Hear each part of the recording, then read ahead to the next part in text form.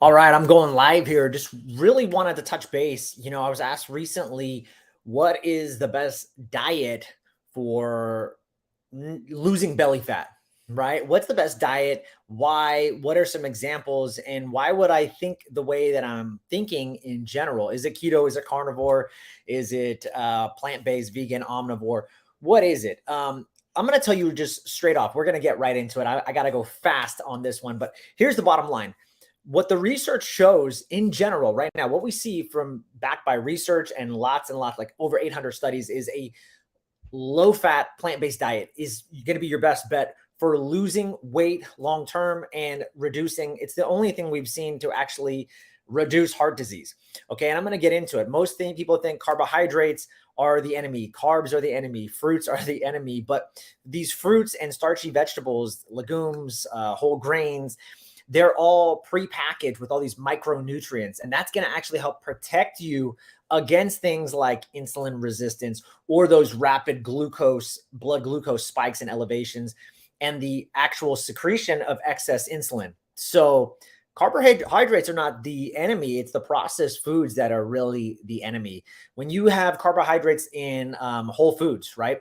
Think about it. They are contained in this three-dimensional matrix with you have fat, protein, as well as vitamins and minerals, fiber, water, antioxidants, phytochemicals. And this all, again, leads to this slow rate of glucose absorption in the blood, which is what you want, right? When we see these excursions or these spikes in glucose, that's when we see the things like type 2 diabetes. We see things with those spikes comes a whole bunch of other host of metabolic issues, heart disease, cardiovascular issues, high cholesterol, et cetera, et cetera. The micronutrients that you're getting from plants, this acts as information, right? That your tissues can digest and absorb and transport, and they can uptake and they can oxidize these nutrients from the food that you actually eat. Think about all the phytochemicals that you get from plants. These are some of the most powerful disease-fighting compounds of all. And again, one of the things that people believe about carbs, right, is that your liver doesn't, the idea that most people think that your liver doesn't convert carbohydrates into fatty acids, but that is only happening at like high amounts of carbs. We're talking like 4,500 calories a day for 7 to 10 days at a time. So believe it or not, your brain, liver, and muscle actually have a strong preference for glucose as a fuel.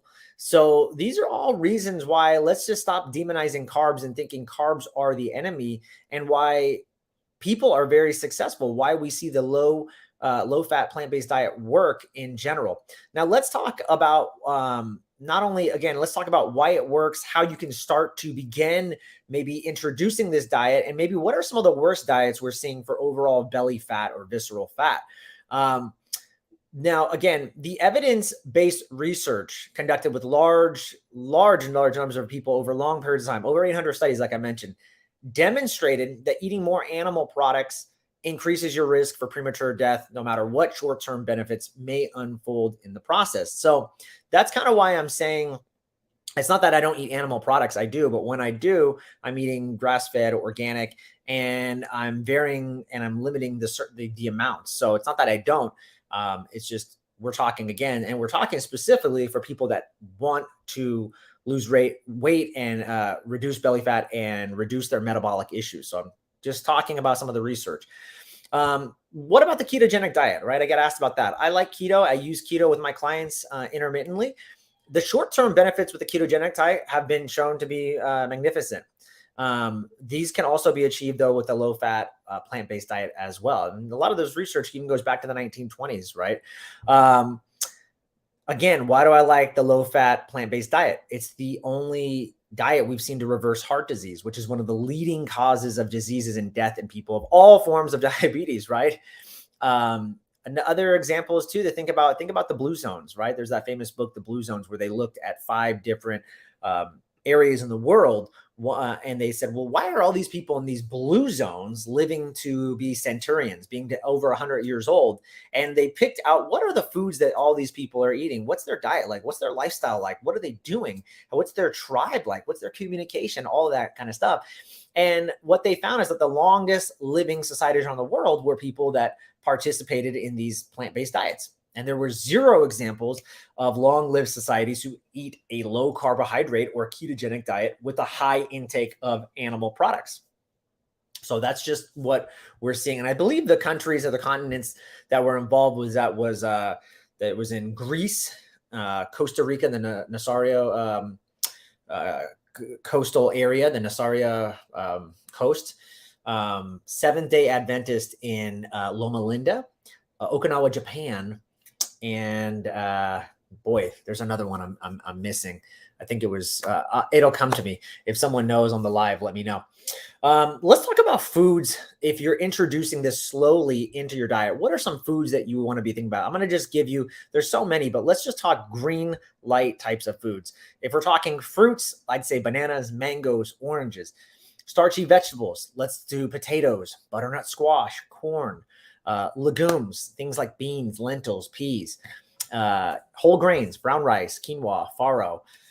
Again, for some of these people, this isn't a one size fit all, because you got to remember things like brown rice have phytonutrients against them, right? Meaning they can actually pull zinc and minerals out of your body because they're anti-nutrients. Same thing with quinoa, high in lectins. So it depends what your gut bacteria and things like. We can do things like run an organic acids test and some other stuff to see where you're at. And you might have to be low lectin diet temporarily. And that's what happens to bio-individuality. We have to always be conscious of everybody's individuality. I'm just giving generalizations. So this isn't a one size fits all approach. I understand that.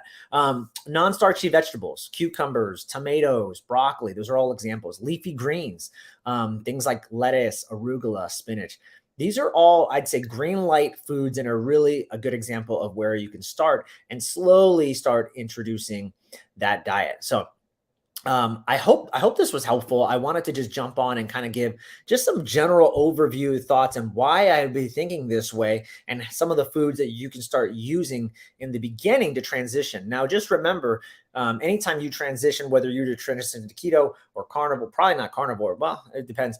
And any of these plant-based, low-fat diet, you're going to have some in the beginning, some difficulties or some challenges maybe in the beginning, and you might see some spikes in glucose in the beginning, but then things give it with probably 3 days for most people, you're going to see things start to peter out, especially if your lifestyle is really nice.